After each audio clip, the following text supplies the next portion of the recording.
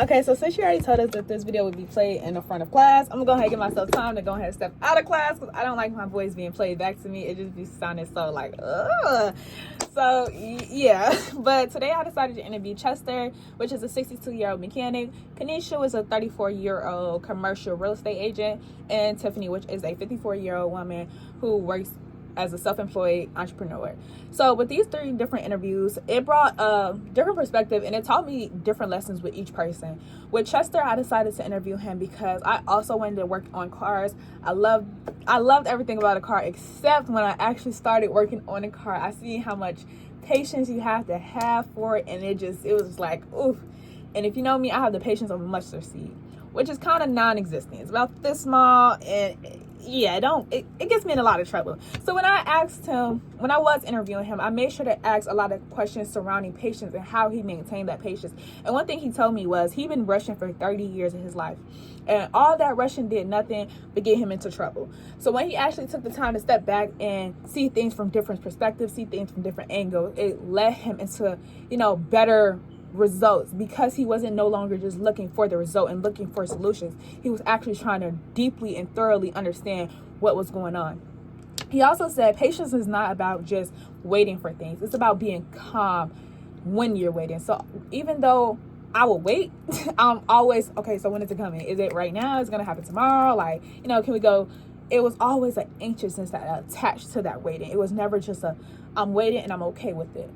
Once he told me that, I started practicing that in my day-to-day life, and you know what? It actually did help a lot, actually, because it just made things more calmer, more smooth. When I was interviewing Kanisha, she taught me the importance of being self-driven and having your own discipline within you. Because if we're being honest, motivation is very temporary, and motivation comes in waves. And once that motivation is gone, if you have nothing that's backing that motivation besides motivation, you will be stuck exactly where that motivation left you at.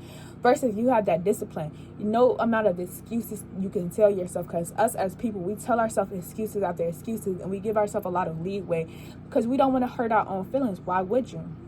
However, with that discipline, I don't care how much I say I'm too tired. I don't care how much I say, I didn't eat enough. I didn't get enough sleep.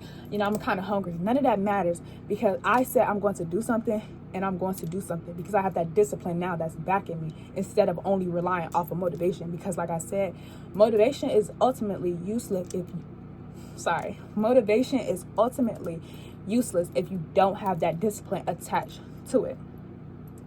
So, also when I was interviewing Tiffany, she taught me the importance of measuring your success and determining what success truly looked like for you. Sometimes we chase after these, thoughts that look good and images that look good. Myself included, sometimes I always wanted to have, no, I don't want to talk about me. But anyways, she just said how sometimes we just chase after these things and wants that just look glimpse and glamorous, but sometimes when we get those things, we don't even truly want it. We don't even care about it. When we get it, actually it feel like a void within us, and it feel like, okay, what's next? What else do I need to chase after? Because that's not truly what we wanted. So with her, she started a business because she wanted to help her handicapped son find a job, and without being discriminated against or not looked down on or not talked to like in a condescending tone in a way.